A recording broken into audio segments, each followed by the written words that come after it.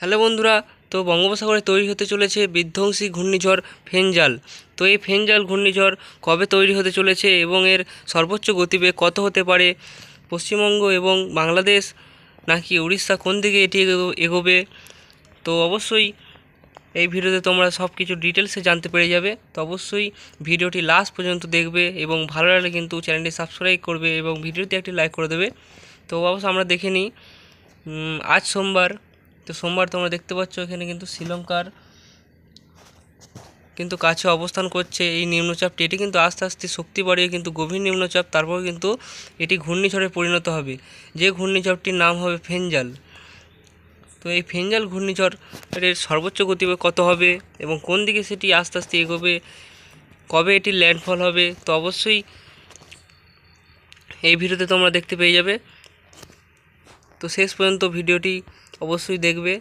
তো চলে যাচ্ছি আমরা সোমবার থেকে মঙ্গলবারে চলে যাচ্ছি। মঙ্গলবার সকাল 6টায় তোমরা দেখতে পাচ্ছ এখানে মঙ্গলবার সকাল 6টা কিন্তু একদম শ্রীলঙ্কার কাছে কিন্তু চলে আসছে যে ঘূর্ণিঝড় ফেঞ্জাল। তোমরা দেখছো শ্রীলঙ্কার একদম পাশে কিন্তু অবস্থান করছে এই ঘূর্ণিঝড়টি।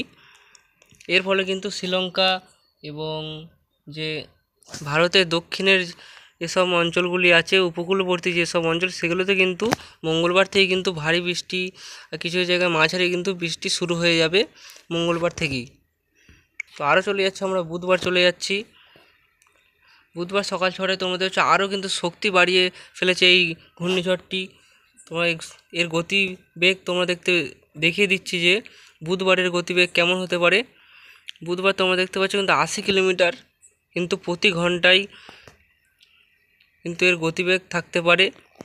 এর ফলে কিন্তু বুধবার তোমরা দেখতে পাচ্ছ এর ফলে কিন্তু যে ভারতের যে উপকূলের এসব অঞ্চলগুলো সেগুলোতে কিন্তু প্রচণ্ড ঝোড়ো হাওয়া বইবে।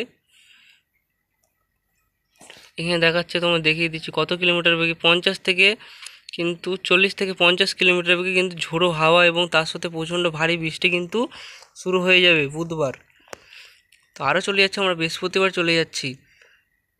বৃহস্পতিবার তোমরা দেখছো কিন্তু একদম কিন্তু শ্রীলঙ্কার গা ঘেঁষে এবং দক্ষিণ ভারতের কিন্তু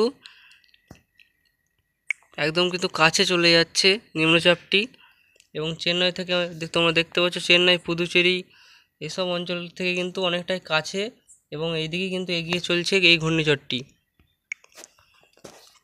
তো আমরা চলে যাবো একদম শুক্রবার চলে যাচ্ছি। শুক্রবার সকাল 8টা চলে গেলাম। শুক্রবার সকাল 8টা চলে যাচ্ছি আমরা। তোমাদের নেট একটু কিন্তু স্লো আছে, একটু অপেক্ষা করবে। তো শুক্রবার সকাল 8টা চলে যাচ্ছি। তোমরা দেখতে পাচ্ছ কিন্তু ঘূর্ণিঝড়টি কিন্তু আস্তে আস্তে কিন্তু এগিয়ে যাচ্ছে। তো চেন্নাই থেকে কিন্তু তোমরা দেখতে চেন্নাই থেকে অনেকটাই কাছে চলে এসেছে, একদম চেন্নাইয়ের কাছে চলে আসছে ঘূর্ণিঝড়টি এবং সেটা কিন্তু তোমরা দেখতে পাচ্ছ আস্তে আস্তে কিন্তু এই দিক পেনে এগিয়ে যাচ্ছে। তো আরও চলে যাচ্ছে, আমরা শনিবার চলে যাচ্ছি। শনিবার সকাল 9টায় চলে গেলাম। শনিবার সকাল 9টাতে কিন্তু ল্যান্ডফল হচ্ছে না ঘূর্ণিঝড়টি। তোমরা দেখতে পাচ্ছ কিন্তু প্রচণ্ড কিন্তু স্লো এগোচ্ছে।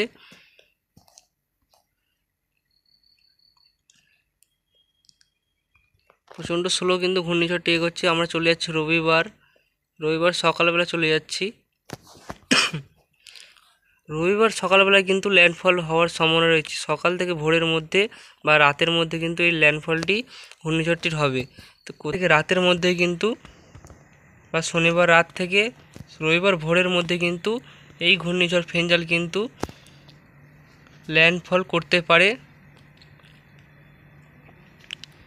তোমরা দেখতে পাচ্ছ এই জায়গাটি কিন্তু ল্যান্ডফল করার সম্ভাবনা রয়েছে ঘূর্ণিঝড়টি। তো এর ফলে কিন্তু দক্ষিণবঙ্গ বা বাংলাদেশে কিন্তু কোনো প্রভাব পড়বে না। তোমরা দেখতে পাচ্ছ দক্ষিণবঙ্গ বাংলাদেশে কিন্তু কোনো প্রভাব পড়বে না এই ঘূর্ণিঝড়ের প্রভাবে। ঘূর্ণিঝড়ের ফলে কিন্তু কোনো ওয়েদার চেঞ্জ হবে না। দক্ষিণবঙ্গ বা বাংলাদেশে কিন্তু কোনো বৃষ্টির সম্ভাবনা কিন্তু থাকবে না।